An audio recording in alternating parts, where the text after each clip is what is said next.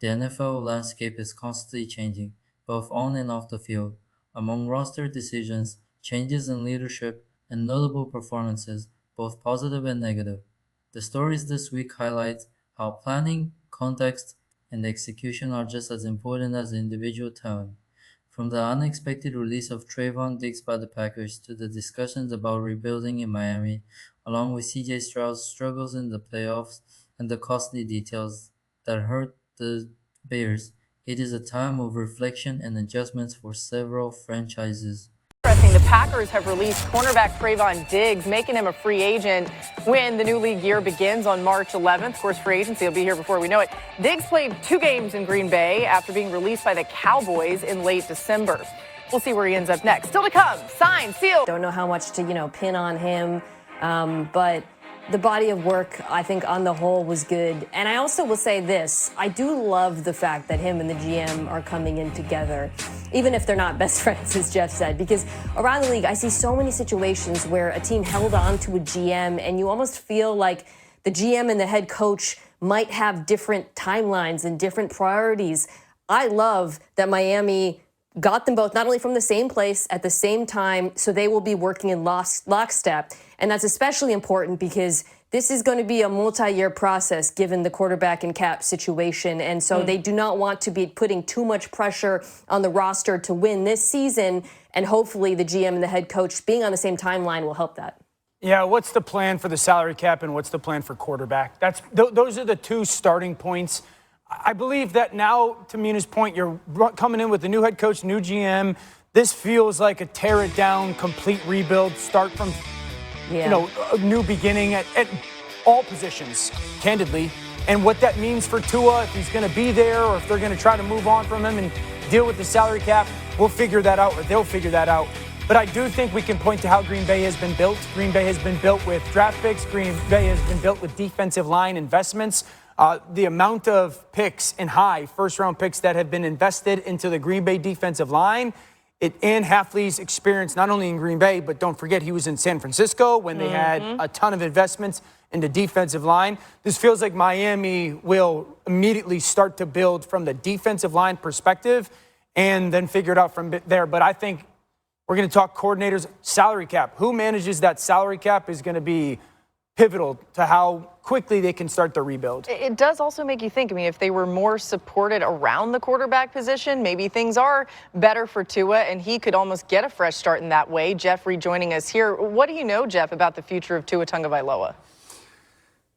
What I would tell you is that when we look at the fact that they fired Mike McDaniel, some might say, well, maybe that means they want to put somebody else with Tua. That is not the case. Organizationally, I would say that they actually held McDaniel to a higher regard at this point than Tua as their franchise quarterback. Obviously, there are the salary cap implications that could make Hafley take a second look at this, but I do think that organizationally, they are prepared to move on from Tua even as they bring in this new regime.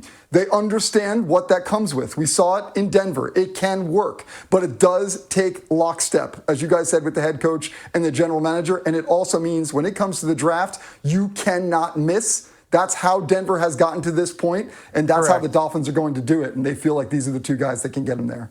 Interesting. Yeah, they have the number 11 overall pick. And Jeff, that line from you, they're prepared to move on from Tua with this new regime if that ends up happening. Really interesting. Some I'm sure we're going to be talking a lot about thanks to you. We've got a lot more coming your way here. Tough outing for CJ Stroud as the Texans fell to the Pats 28-16. Here's DeMeco Ryans on what his message to his quarterback was after the game.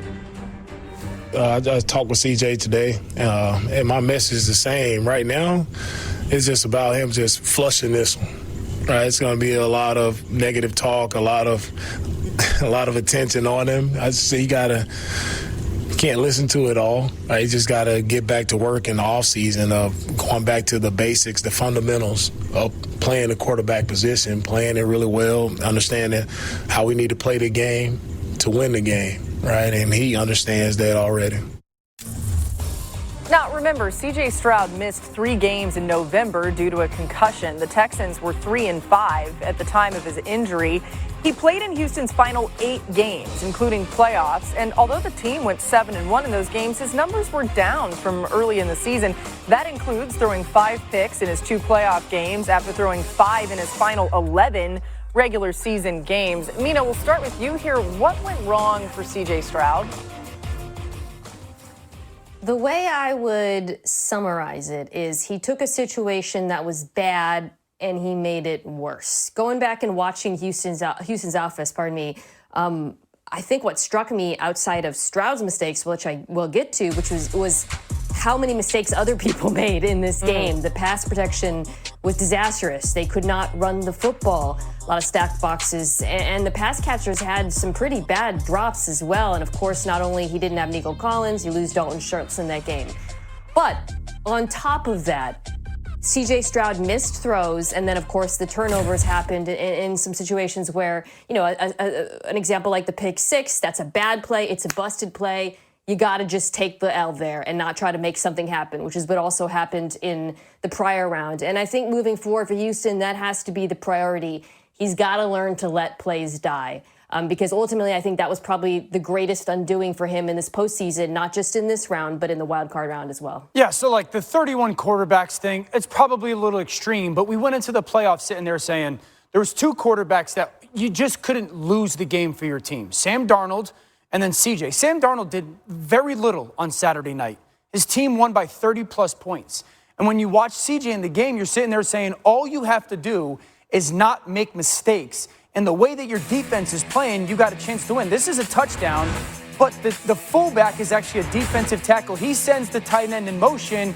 They score on this play, but it's wiped away. Yeah. But you're C.J. Stroud. You should own the line of scrimmage and get that executed. This is on first down. This is the first interception.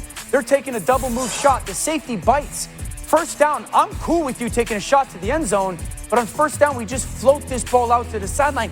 That takes 3 points off the board. This is the keeper. The defensive end wins the rep. This is once again first down. Just throw the ball into the ground. But that gives New England 7 points. You just can't make that mistake. I'm not going to talk about the dropped interception. This is with 2 minutes to go in the half. You just had the 2-minute warning. It's first down. He's covered.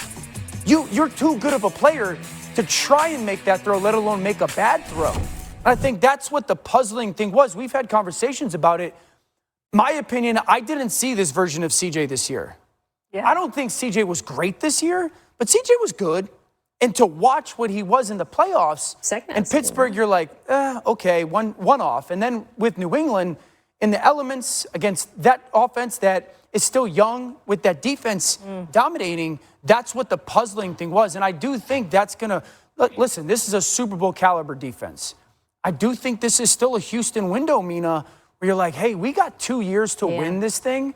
We have to have, I think they pick his 5th year option up, yes. Yeah, we have to have a competent plan B. It was interesting in talking to Texans players even after they had beaten the Steelers to advance. They all said that it was CJ's aggressiveness that they kind of rallied around even when he had made mistakes. And it kind of, to your point here, some of that really bit him. Like it was almost like they were encouraging that a lot. And then it didn't end up working out the way that they wanted it to. We'll keep an eye on what they do going forward. But let's talk about the Bears. They lost a thriller late against the Rams after an interception in overtime by Caleb Williams. He was asked about it yesterday. Here's what he had to say. Small things like that show up in those moments that, you may not have talked about, but being on the same page or talking about it, maybe week 1 or week 6, it shows up in week 18 or whatever week we're in. And so, it's something that to learn from for myself, a learning experience. It's something for us to learn from as an offense and as a team. And we'll go do that at some point. I mean, he made some incredible throws, but in the same token, even just moments before. Dan, what went wrong, though, ultimately for the Bears? Short yardage. Yeah. They lost the game because of short yardage, situational football. And credit the Rams defense. They made some really impressive plays in those moments, but they were good on early downs. But the reality was this is kind of what this team has been this year. I mean, in the first 3 quarters throughout the season, when it comes to the games, they're -4 points. And so they kept giving themselves well, we can get it done in the fourth quarter. We'll make the miracle plays in the fourth quarter. And obviously, Caleb makes that one miracle play. But it is a reminder of like, hey, a little bit of a too little, too late type of thing. And so I think the aggression on 3rd and 4th down were the right calls out of Ben Johnson to be in that mindset. They just didn't get it done in really any of them to swing the momentum of the football game. So, look, obviously Caleb had his ups and downs over the course of that game, culminating with a throw that was like an unbelievable up, and that has to be acknowledged. But I think what surprised me the most, not just in this game, but in the previous game, was the Bears' inability to run the ball in the postseason the way they did during the regular season. 2 of their worst games of the year in success rate on running back runs happened in the wild card round and the divisional round. And while I do think the Rams' run defense deserves a ton of credit, I thought the backers were fantastic in this one in particular, as well as the DBs. If you had told me during the regular season, Dan, that the Bears would get to 1st and 5 at the goal line and not punch it in, I would not have believed you, quite frankly. And so, I think just thinking as to why they didn't get to the NFC Championship, that's something that I would point to. This team did not live up to their regular season reputation on the ground in the playoffs when it mattered the most. Yeah, I think that's why we saw Ben get down there and go run, pass. I know a lot of people were critical of that, but if you're Ben Johnson, why would you not have? I would say this, something to pay attention to, because we were just talking about this with Seattle and Cooper Kupp and his willingness to be on the perimeter and blocking. You've seen it impact JSN and Shaheed. I do think that Chicago is in need of that wide receiver that just is that I'm going to do the dirty work in the run game, the Amon-Ra St. Brown, the Cooper Kupp. Did they kind of think Rome Odunze was going to do more of that? Or? I do, but Rome is a guy that kind of slips off the block on that 3rd and goal and allows Swift to jump and get hit by the defensive back. So I just think for the evolution of this offense, you need that outside perimeter player to be that nasty Jawan Jennings type of blocker, because that takes the run game to the next level all the time. To what you guys are saying, the 1.5 yards before contact per rush Sunday versus the Rams, their 3rd lowest of the season. Certainly a departure from what... In the end, all these situations point to the same truth of the league. Sustainable success requires total alignment between management, coaching staff, and players. Whether in a complete rebuild, as seems to be the case for Miami, in the need for maturity and decision-making from a young quarterback like C.J. Stroud, or the importance of situational football for teams like the Bears, the NFL makes it clear that talent alone is not enough.